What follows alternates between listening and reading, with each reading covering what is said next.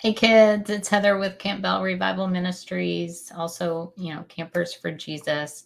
Hey, so we're back again today. I don't know if you've been following along or not, but we have been reading Where the Red Fern Grows by Wilson Rawls, and it's just about a little boy and his hunting dogs. And so if you like adventure and fun, this is a great book. So I hope everybody's been doing well. Happy summer. Most of y'all, if not all of you, are on summer vacation right now. So, and we're coming upon Memorial Weekend. So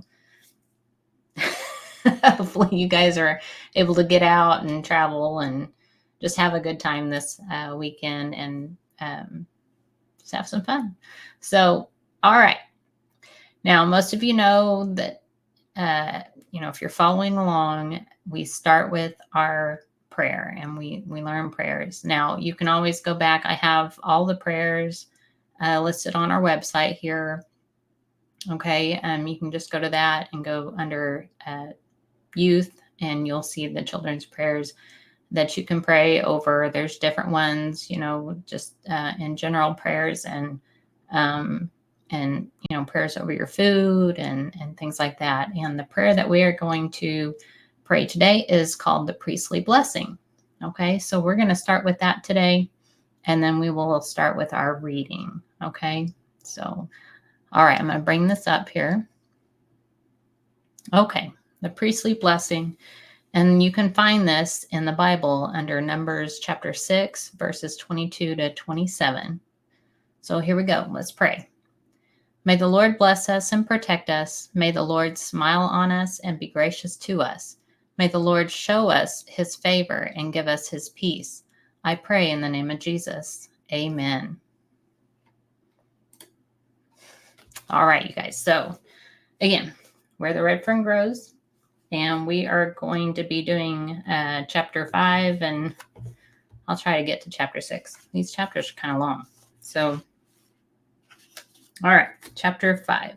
And like I said, you can go back and, start at the beginning and, read along. If you want to get the book, you can get the book. I have the link down here under the video. So, you can go to that and order it and then read along with it or just listen. So, okay, chapter 5. On arriving at the depot, my nerve failed me. I was afraid to go in. I didn't know what I was scared of, but I was scared.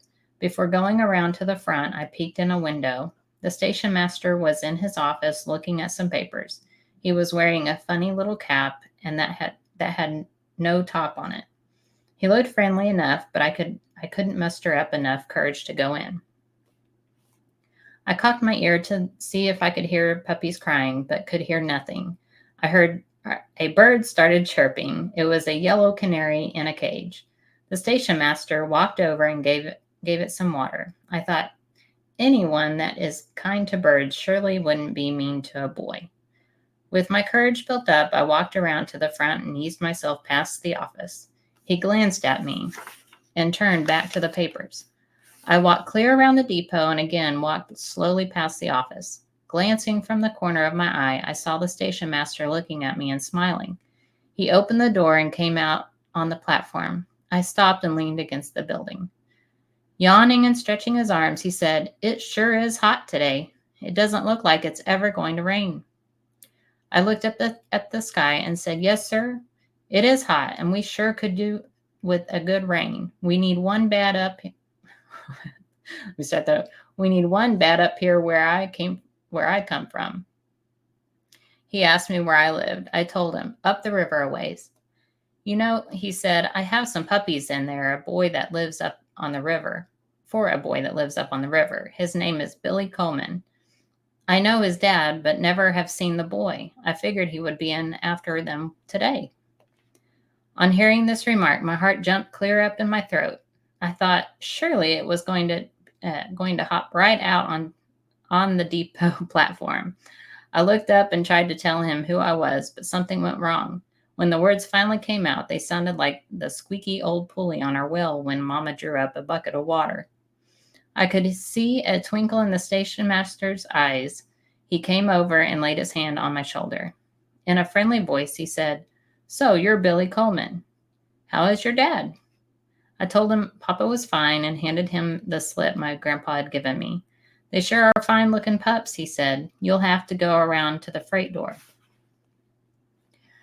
I'm sure my feet never touched the ground as I flew around the building. He unlocked the door and I stepped in, looking for my dogs. I couldn't see anything but boxes, barrels, old trunks, and some rolls of barbed wire. The kindly station master walked over to one of the boxes. "Do you want box and all?" he asked. I told him I didn't want the box. All I wanted was the dogs. "How are you going to carry them?" he asked. "I think they're a little too young to follow." I held up my gunny sack. He looked at me and looked at the sack. Chuckling, he said, "Well, I guess dogs can be carried that way same as anything else, but we'll have to cut a couple of holes to stick their heads through so they won't smother." Getting a claw hammer, he started tearing off the top of the box. As nails gave way and boards splintered, I heard several puppy whimpers. I didn't walk over, I just stood and waited. After what seemed like hours, the box was open. He reached in, lifted the pups out, and set them down on the floor. There they are," he said. "What do you think of them?" I didn't answer. I couldn't. All I could do was stare at them. They seemed to be blinded by the light and kept blinking their eyes. One sat down on his little rear and started crying. The other one was waddling around and whimpering. I wanted so much to step over and pick them up. Several times I tried to move my feet, but they seemed to be nailed to the floor. I knew the pups were mine, all mine, yet I couldn't move. My heart started acting like a drunk grasshopper. I tried to swallow and couldn't. My Adam's apple wouldn't work. One pup started my way. I held my breath. On he came until I felt a scratchy little foot on mine. The other pup followed. A warm puppy tongue caressed my sore foot. I heard the station master say, "They already know you." I knelt down and gathered them in my arms. I buried my face between their wiggling bodies and cried. The station master, sensing something more than just two dogs and a boy, waited in silence. Rising with the two pups held close to my chest, I asked if I owed anything. He said, "There is a small feed bill, but I'll take care of it. It's not much anyway." Taking his knife, he cut 2 slits in the sack. He put the pups in it and worked their heads through the holes. As he handed the sack to me, he said, "Well, there you are. Goodbye and good hunting." Walking down the street toward town, I thought, now maybe the people won't stare at me when they see what I've got. After all, not every boy owns 2 good hounds. Turning the corner onto the main street, I threw out my chest.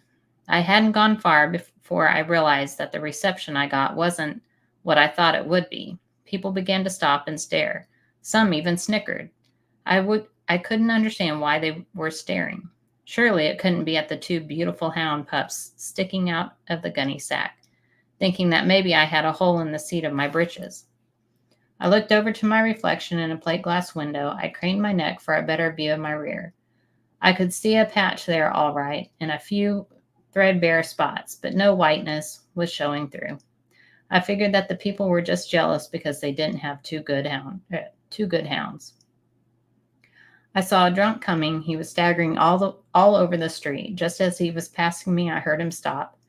As I looked back, I saw he was staring wide-eyed at my sack. Closing his eyes, he rubbed them with his hands. Opening them again, he stared. Shaking his head, he staggered on down the street. All around, people began to roar with laughter. Someone shouted, "What's the matter, John? You seen things today?" I hurried on, waiting to get away from the stares and the snickers. It wouldn't have happened again in 100 years, but there they came. The same 2 old women I had met before. We stopped and had another glaring fight. One said, "I declare." The other one snorted, "Well, I never." My face burned. I couldn't take any more. After all, a man can stand so much and no more. In a loud voice, I said, "You may have these people fooled with those expensive-looking feathers in your hats, but I know what they are. They're goose feathers painted with iodine." One started to say something, but her words were drowned out by the roaring laughter from all around. Gathering up their long skirts, they swished on down the street. All around me, people began to shout questions and laugh. One wanted to know if I had the mother in the sack. Storekeeper stepped out and gawked. I could see the end of the street, but it looked as if it were 100 miles away. My face was as red as a foxtail. I ducked my head, tightened my grip on the sack, and walked on. I don't know where they came from, but like chickens coming home to roost.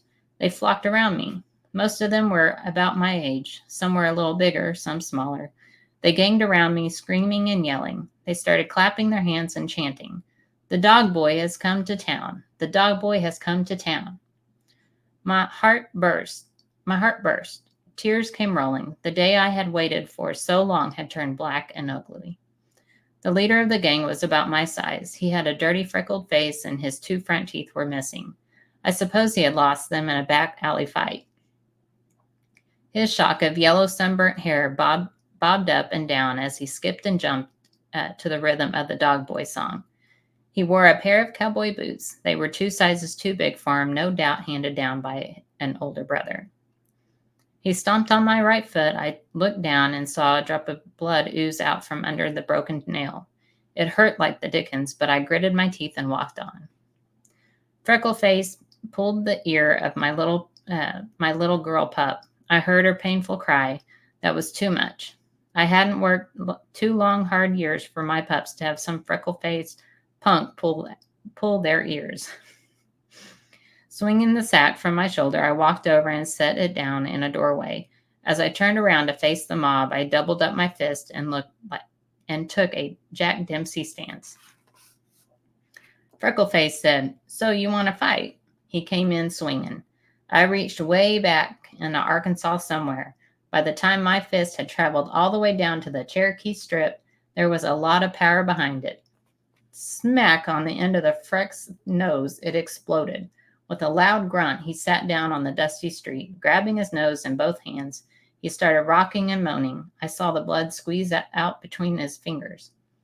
Another one sailed in. He didn't want to fight. He wanted to wrestle. He stuck a finger in my mouth. I ground down, shaking his hand and yelling like a hoot owls were. Shaking his hand and yelling like the hoot owls were after him. He ran across the street. Another one bored in. I aimed for his eye, but my aim was a little low. It caught him in the Adam's apple. A sick look came over his face, bending over, croaking like a bullfrog that had been caught by a water moccasin. He started going around in a circle. But there were too many of them. My sheer weight and numbers, they pulled me down. I managed to twist over on my stomach and buried my face in my arms. I could feel them beating and kicking my body. All at once, the beating stopped. I heard loud cries from the gang turning over on my back. I was just in time to see the big marshal plant a number 12 boot in the seat of the last kid. I just knew I was next. I wondered if he'd kick me while I was down. I lay where I was. He started toward me. I closed my eyes. I felt a hand as big as an anvil clamp on my shoulder. I thought, he's going to stand me up and then knock me down. He raised me to a sitting position. His deep, friendly voice said, "Are you all right, son?"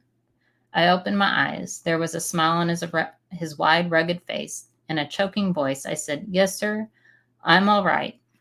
He helped me to my feet. His big hands started brushing the dust off from my clothes. "Those kids are pretty tough, son," he said, "but they're really not bad. They'll grow up someday." "Marshal," I said, "I wouldn't have fought them, but they pulled my pup's ears." He looked over to my sack. One pup had worked its way almost out through the hole.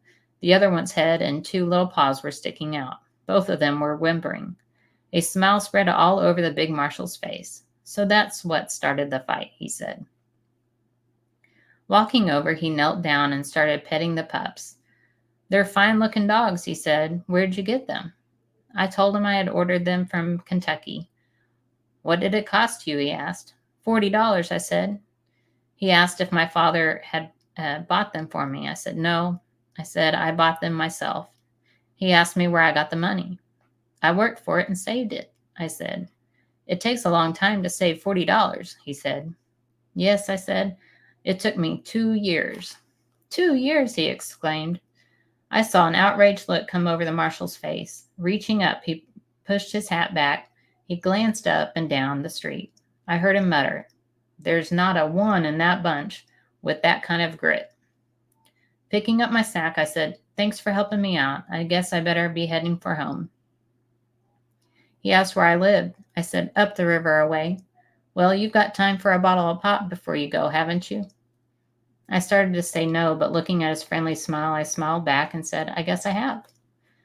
Walking into a general store, the marshal went over to a large red box and pulled back the lid. He asked what kind I wanted. I'd never had a bottle of pop in my life and didn't know what to say. Seeing my hesitation, he said, "This strawberry looks pretty good." I said that would be fine.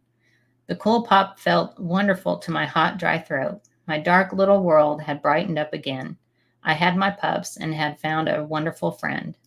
I knew that the stories I had heard about the marshals weren't true. Never again would I be scared when I saw one. Back out on the street, I shook hands with the marshal, saying as I did, "If you're ever up in my part of the country, come over and see me. You can find my place by asking at my grandfather's store." "Store?" he asked. "Why, the only store upriver is about 30 miles from here." "Yes," I said, "that's my grandpa's place." He asked if I was afoot. I said, "Yes," I said. "You won't make it tonight," he said, "will you?" "No," I said, "I intend to camp out somewhere." I saw he was bothered. "I'll be all right," I said. "I'm not scared of the mountains." He looked at me and at my pups. Taking off his hat, he scratched his head. Chuckling deep down in his barrel-like chest, he said, "Yes, I guess you will be all right. Well, goodbye and good luck, and if you're ever in town again, look me up." From far down the street, I looked back. The marshal was still standing where I had left him. He waved his hand. I waved back. On the outskirts of town, I stopped and picked up a can and my provisions. I hadn't gone far before I realized that I had undertaken a tough job. The sack became heavier and heavier. For a while, my pups cried and whimpered. They had long since pulled their heads back in the sack. I would peek in at them every once in a while. They were doing all right. They curled up into two little round balls on my bundles. They were fast asleep. Deep in the heart of the Sparrowhawk Mountains, night overtook me. There in a cave with a stream close by, I put up for the night.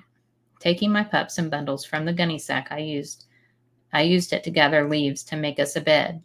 My pups followed me on every trip, whimpering and crying, tumbling and falling over sticks and rocks. After the bed was made, I built a fire. In a can of water from the mountain stream, I boiled 3 eggs. Next, I boiled half of the remaining salt pork. Cutting the meat up in small pieces, I fed it to my pups. Each of us had a piece of candy for dessert. My pups enjoyed the candy. With their needle-sharp teeth, they gnawed and worried with it until it was melting away. While they were busy playing, I dragged up several large timbers and built a fire which would last for hours. In a short time, the cave grew warm and comfortable from the heat. The leaves were soft and felt good to my tired body and sore feet. After I lay stretched out, my pups crawled all over me. I played with them. They would waddle up to the front of the cave, look at the fire, and come scampering back to roll and play in the soft leaves. I noticed the boy dog was much larger than the girl dog. He was a deeper red in color. His chest was broad and solid. His puppy muscles knotted and rippled under the velvety skin. He was different in every way. He would go closer to the fire. I saw right away he was bold and aggressive. Once he went around the fire and ventured out into the darkness. I waited to see if he would come back. He came wobbling to the mouth of the cave, but hesitated there. He made several attempts to come back, but the flames were leaping higher by the minute. The space between the fire and the wall of the cave was much hotter than when he had ventured out. Whimpering and crying, he kept trying to get around the fire. I said not a word, just watched. Puppy though he was, he did something which brought a smile to my face. Getting as close as he could on the side of the cave, he turned his rear to the fire. Hopping sideways, yipping at every jump, he made it through the heat and sailed into the pile of leaves. He had had enough. Curling up in a ball close to me, he went to sleep. The girl pup was small and timid. Her legs and body were short. Her head was small and delicate. She must have been a runt in the litter. I didn't have to look twice to see that.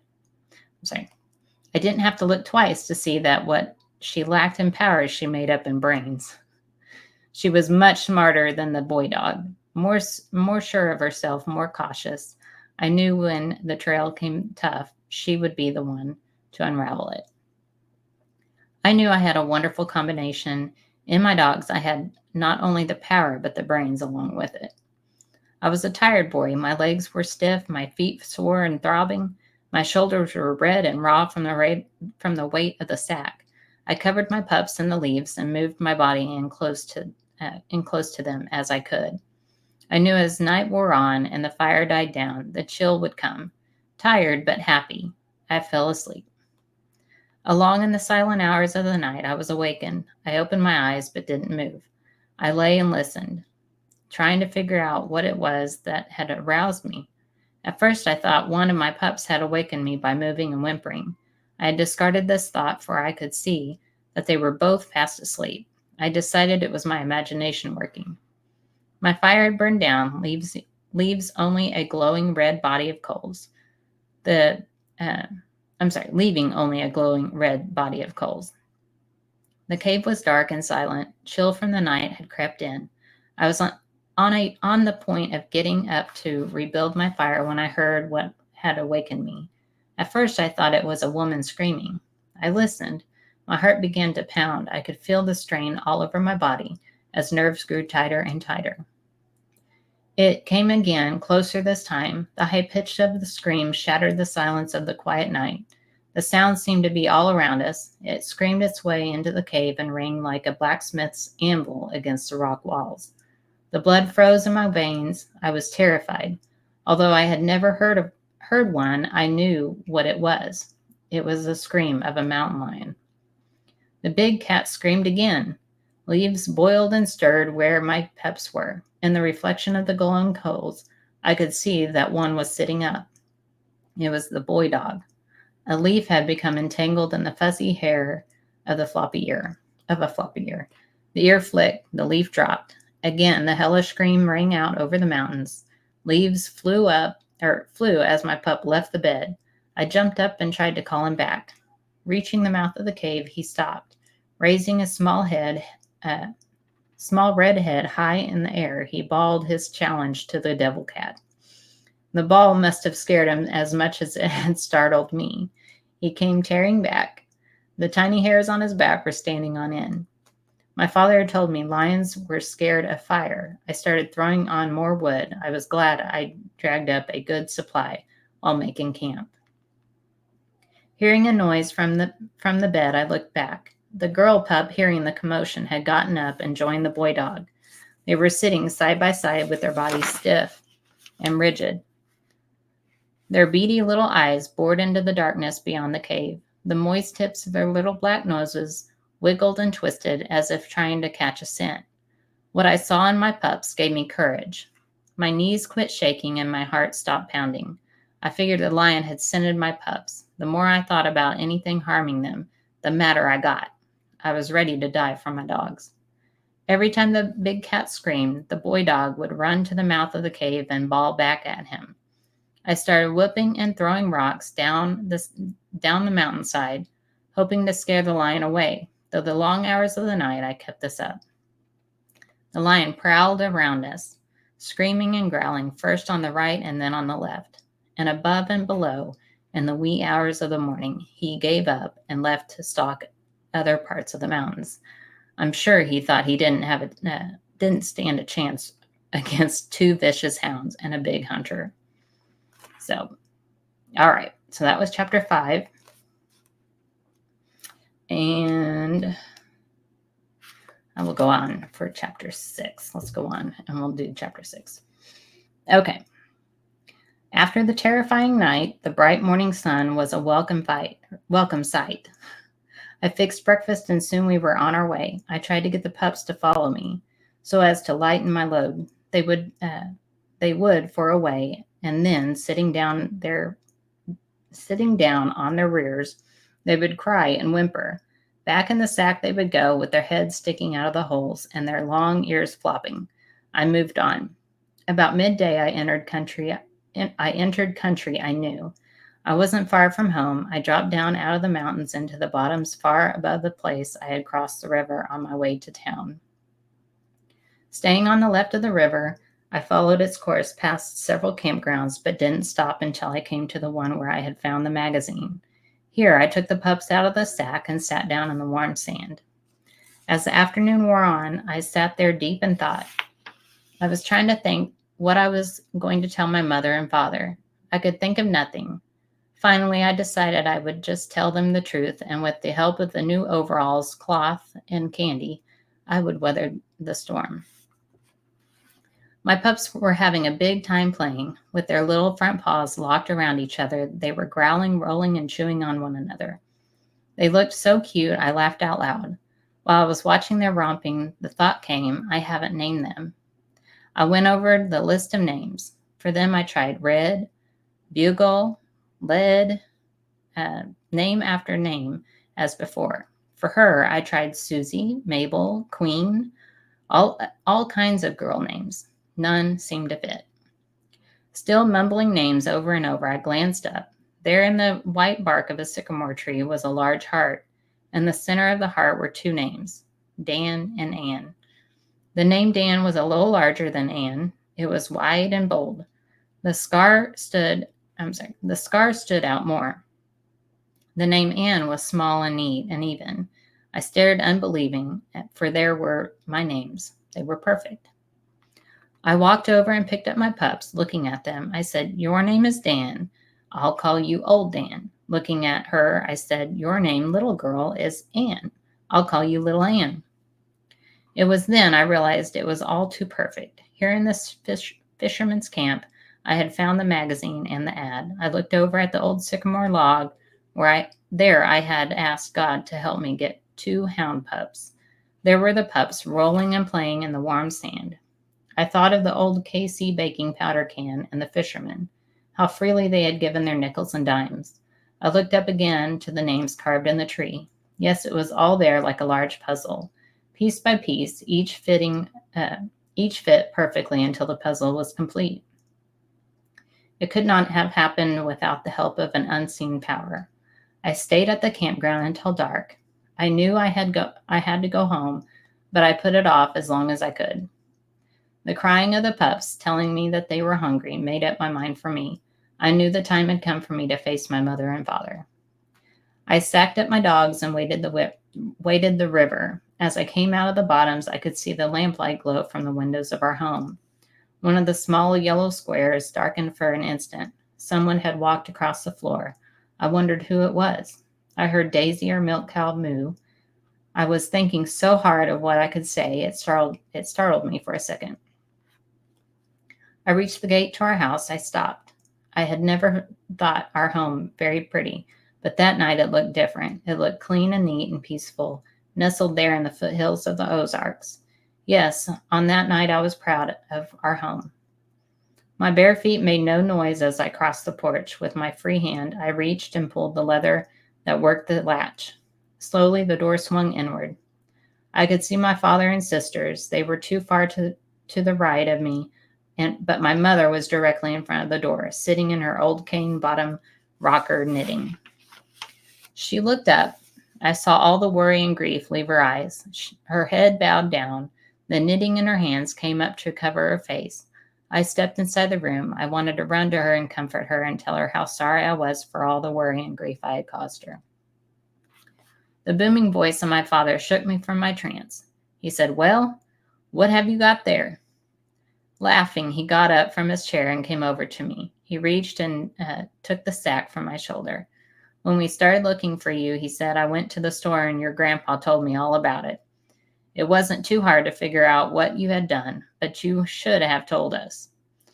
I ran to my mother, and dropping to my knees, I buried my face in her lap. As Mama patted my head, I heard her say in a quavering voice, "Oh, why didn't you tell us? Why?" I couldn't answer. Between sobs, I heard the squeals of delight from my sisters as they fondled my pups. I heard my father say, "What's this other stuff you got?" Without raising my head from my mother's laugh in a choking voice, I said, "One is for you, one is for Mama, and the other is for the girls." I heard the snapping of string and the rattle of paper. The ohs and ahs from my sisters were wonderful to hear. Papa came over to Mama, laying the cloth in the arm of her chair. He said, "Well, you've been wanting a new dress. Here's enough cloth to make a half a dozen dresses." Realizing that everything was forgiven, I stood up and dried my eyes. Papa was pleased with his new overalls. My sisters forgot the pups for the candy. The light was shining from my mother's eyes as she fingered the cheap cotton cloth was something I will never forget. Mama warmed some milk for the pups. They drank until their little tummies were tight and round. As I ate, Papa sat down at the table, started talking man talk to me. He asked, "How are things in town?" I told him it was boiling with people. The wagon yard was full of wagons and teams. He asked if I had seen anyone I knew. I told him I hadn't, but the station master had asked about him. He asked me where I had spent the night. I told him about the cave in the Sparrowhawk Mountains. He said that must have been the one called Robber's Cave. My youngest sister piped up, "Did you all stay the night, did you stay all night with some robbers?" My oldest sister said, "Silly, that was a long time ago. There aren't any robbers there now." The other one put her nickel's worth in. "Weren't you scared?" "No," I said. "I wasn't scared of staying in the cave, but I heard a mountain lion scream and it scared me half to death." They won't bother you," Papa said. "You had a fire, didn't you?" I said, "Yes." He said, "They'll never bother you unless you are wounded or cornered, but if they are, you had better look out." Papa asked me how I liked town. I said I didn't like it at all and wouldn't live there even if they gave it to me. With a querying look on his face, he said, "I'm afraid I don't understand. I thought you always wanted to go to town." "I did," I said, "but I don't anymore. I don't like the people there and couldn't understand them." "What was wrong with them?" he asked. I told him how they had stared at me and even laughed and made fun of me. He said, I don't think they were making fun of you, were they?" "Yes, they were," I said, "and to beat it all, the boys jumped on me and knocked me down in the dirt. If it hadn't have been for the marshal, I would have been beaten, or I would have taken a beating." Papa said, "So you met the marshal. What did you think of him?" I told him he was a nice man and he bought me a bottle of soda pop. At the mention of the soda pop, the blue eyes of my sisters opened wide. They started firing questions at me, wanting to know what color it was and what it tasted like. I told them it was strawberry and it bubbled and tickled when I drank it, and it made me burp. The eager questions of my three little sisters had an effect on my father and mother. Papa said, "Billy, I don't want you to feel badly about people in town. I don't think that they were poking fun at you anyway, not like you think they were." I said, "Maybe they weren't," I said, "but I still don't want to ever live in town. It's too crowded and you couldn't get a breath of fresh air."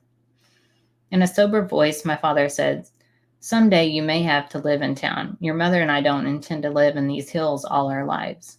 It's no place to raise a family. A man's children should have an education. They should get out and see the world and meet people." "I don't see why we have to move to town to get an education," I said. "Hasn't Mama taught us how to read and write?" There's more to education than just reading and writing," Papa said. "Much more." I asked him when he thought he'd be moving to town. "Well, it'll be some time yet," he said. We don't have the money now, but I'm hoping someday we will." From the stove where she was heating salt water for my feet, Mama said in a low voice, "I'll pray every day and night for that day to come. I don't want you children to grow up without an education, not even knowing what a bottle of soda pop is, or ever seeing the inside of a schoolhouse. I don't think I could stand that. I'll just keep praying, and someday the good Lord may answer my prayer." I told my mother I had seen the schoolhouse in town. Again, I had to answer 1,000 questions for my sisters. I told them it was made of red brick and was bigger than Grandpa's store, a lot bigger. There must have been at least 1,000 kids going to school there. I told all about the teeter-totters, the swings made out of log chains, the funny-looking pipe that ran up the side of the building, and how I had to climb on it, or how I had climbed on it and slid out like the other kids. I didn't tell them how I came out. I think that was a fire escape, Papa said. Fire escape, I said. It looked like a slide to me. Did you notice where it made the bend at the top? He asked. I nodded my head. Well, inside the school there's a door, he said. If the school gets on fire, they open the door, the children jump in the pipe and slide out safety, or slide out to safety. Boy, that's a keen way of getting out of a fire, I said. Well, it's getting late, Papa said. We'll talk about this some other time. We'd better get to bed as we have a lot of work to do tomorrow. My pups were put in the corn crib for the night. I covered them with shucks and kissed them goodnight. The next day was a busy one for me. With the hampering help of my sisters, I made the little doghouse. Papa cut the ends of his check lines and gave them to me for collars. With painstaking care, deep in the tough leather, I scratched the name Old Dan on one and Little Ann on the other. With a nail and a rock, 2 holes were punched in each end of the straps. I put them around their small necks and laced the ends together with baling wire. That evening, I had a talk with my mother. I told her about praying for the 2 pups, about the magazine and the plans I had made. I told her how hard I had tried to find names for them and how strange it was finding them carved in the bark of a sycamore tree. With a smile on her face, she asked, "Do you believe God heard your prayer and helped you?" "Yes, Mama," I said. "I know he did, and I'll always be thankful." All right, so that's the end of chapter 6. So next week we will read chapter 7 and maybe chapter 8. We'll see. But all right, you guys, I appreciate you guys watching and continue on with me. We will, continue reading this book, and we'll see you next week.